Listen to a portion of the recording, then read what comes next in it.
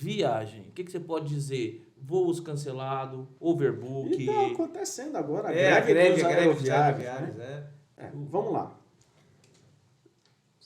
Vocacionado para dar problema.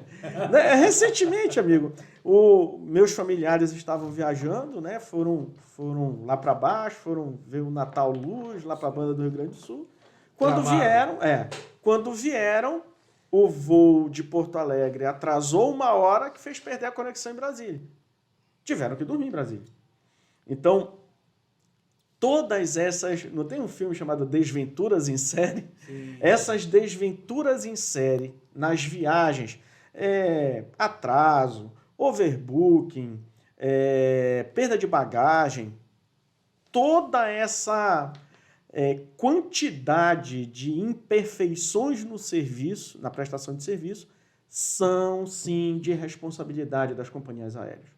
Só para esclarecer aqui para o pessoal, o overbook é quando a empresa vende mais passagem do que a quantidade de assentos. E você vai ficar, por conta disso vai ter que ficar. Exatamente. Doutor Eliseu, qual o prazo que a pessoa pode ficar esperando um voo? Perdi um voo, na verdade, ou teve um overbook. Quanto tempo eu tenho que esperar até o próximo voo? Que, teoricamente, eu teria que esperar sem direito a uma hospedagem. Tá. Costuma-se colocar aí como um período mínimo, no mínimo 2 horas, amigo.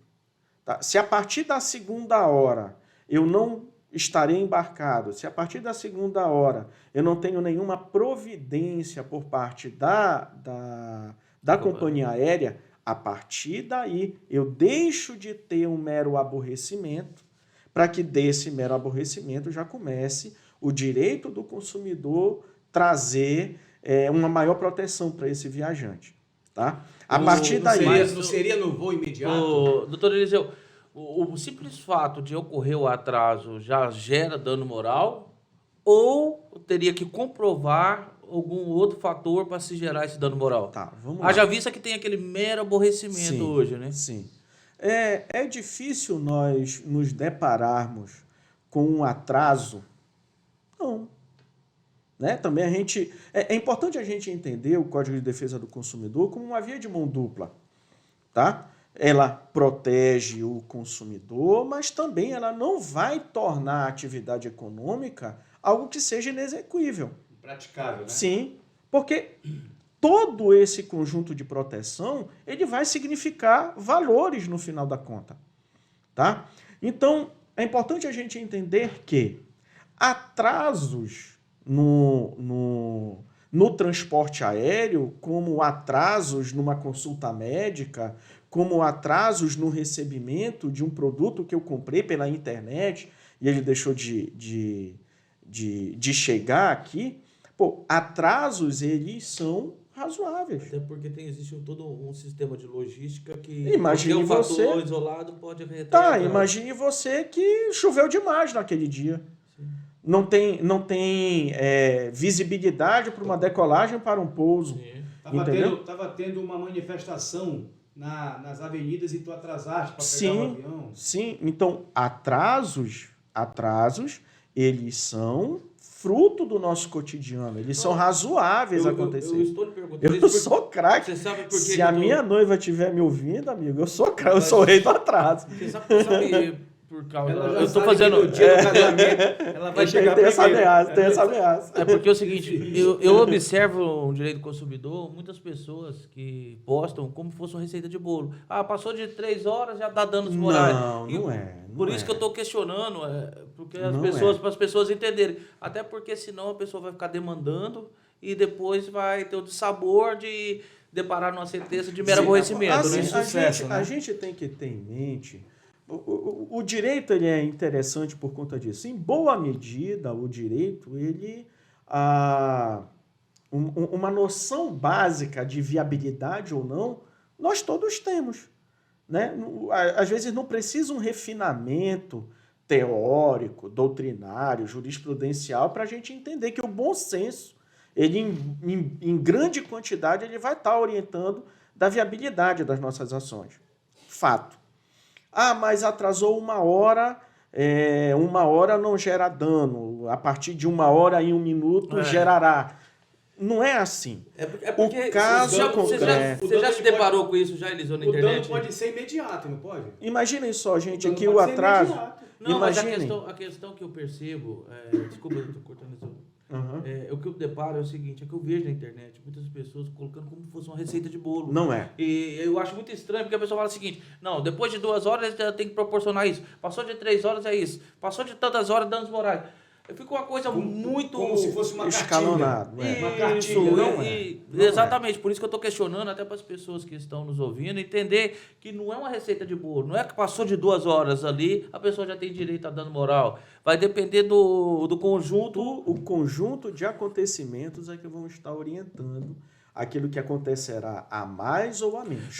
E até o fator de fato, essa pessoa, vamos supor, estou indo para um casamento... Aí atrasou 4 horas. Eu perdi o casamento por causa dessas 4 horas. Aí me gerou um dano. Mas vamos supor, se eu tivesse indo para casa, descansar, tá certo, eu vou perder 2 horas, vamos supor, sim, mas seria de descanso, não estaria afetando diretamente. Então, por isso que eu fiquei, quando eu me deparo com essas receitas de bolos, entre aspas, vamos dizer assim, que as pessoas colocam na internet... Eu fico preocupado. Eu falo assim, cara, será que eles estão entendendo dessa maneira será mesmo? Que é tão fácil assim, né? Não, é porque é muito estranho. Porque você vê muito hoje, o pessoal posta muito TikTok, muito em várias redes sociais, como fosse uma receita de bolo. Ah, você perdeu o voo. Passou de 2 horas, você tem direito a isso. Passou de 4 horas, você tem direito a aquilo. Sempre acompanhado de uma dancinha, né? Eu falo assim, cara, não pode ser dessa maneira, né? Sim, é por isso que eu tô te questionando. Não, para explicar, deixar claro para as pessoas. Sim, é importante a gente esclarecer. De novo, não é uma regra de escape para que a gente fuja da pergunta. Mas conta a dancinha, que a dancinha. A dancinha é bacana, a dancinha é válida. É muito esclarecedor. É muito esclarecedor. Né? Eu acho que você tem que fazer a dancinha 1 hora, 2 horas. Eu acho que você vai... Eu te sugeriria pegar a jaqueta do Cacau e fazer a dancinha. Vai ficar um negócio top demais. Vai retomando aqui. Né? O projetar a visualização é um negócio interessante, mas vamos voltar. Assim, cara, a partir de um determinado tempo, a companhia aérea ela tem responsabilidade. 2 horas, imagine você estar viajando 2 horas, já bateu aquela fome, responsabilidade da companhia aérea. Você está fazendo um voo noturno, deu 2 horas e não tem perspectiva de voo. Amigo, hospedagem, tá? Hospedagem, com café da manhã, né? Para pelo menos ali, porque é redução de danos. Sim. A companhia não está fazendo nada demais. O preço da passagem aérea que se paga já tem esse custo, tá? Como se fosse um seguro, vamos dizer assim, né? Tem, porque se porventura o fornecedor ele não consegue precificar todas essas hipóteses que podem... Eu não tenho essas hipóteses na minha cabeça porque eu sou um mero passageiro. Mas o transportador, ele tem lá quanto tempo de demora significa de combustível, tanto tempo de voo, eu preciso de tanta quantidade de combustível, para tanto de bagagem, para tanto de gente. Essas precificações todas estão naquilo que pago. Eles conseguem fazer métrica também, eles sabem até o número de problemas que será gerado. Sim, olha, só para a gente compartilhar isso aqui, não me recordo a companhia aérea nos Estados Unidos, olha o que ela fez. É muito comum a gente estar viajando e ter aquela revistinha. Não tem a revista de bordo que você fica lá? Quem lê? Quase ninguém. O que a companhia aérea fez? Tirou. Para cada poltrona, uma revista. Então, ela economizou milhões de dólares em combustível, porque ela reduziu o peso dentro da aeronave, com menos peso, menos combustível que se gasta. Então, são métricas, amigos. Métricas, são coisas mínimas que o fornecedor ele retira para que ele potencialize a sua lucratividade. Um pouco de muito é muito. Sim, o pouco de muito é muito. Então, o que acontece aqui? Esse é previsível o atraso. Claro, não é previsível para mim, que sou passageiro, mas é previsível o atraso para a companhia aérea. Por motivos justificáveis e injustificáveis. Tá? Tempo é justificável. Tem uma greve em curso que esses fatores não são controlados, mas Tudo isso faz parte da engenharia do negócio. Está precificado lá. Se isso, se aquilo outro. Faz parte do preço daquilo que pago. E não é barato. Tá? Não é barato. Quando eu pago isso por esse transporte, eu tenho a segurança de, a partir de determinados acontecimentos, eu tenho a certeza que o Código de Defesa do Consumidor vai me auxiliar a resolver esse tipo de situação, obrigando o fornecedor a determinadas práticas. Uma amiga minha, ela foi defender um trabalho na República Tcheca, né? Aqui, do lado. Pertinho, aqui do lado. Quando ela chegou lá, o banner do trabalho dela estava todo amarrotado. Atrasou o voo. Além do atraso do voo, quando chegou lá, o banner estava todo amarrotado.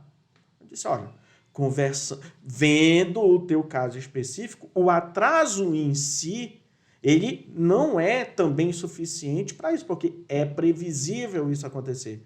Mas também não é previsível que aquilo que é o teu objeto, ela foi defender no meeting internacional de doenças tropicais, aquilo especificamente. Quando foi abrir o banner, estava todo troncho. Está aí o dano. Então, cada caso ele vai estar guardando uma singularidade, que é esta singularidade que o profissional de direito vai saber melhor olhar. Não é no TikTokzinho lá na dancinha com a jaqueta do Cláudio Afonso. Porque tem aquela dicotomia, né? Conduta e dano. Sim. O que é a conduta e qual foi o dano. O nexo causal ele é fundamental.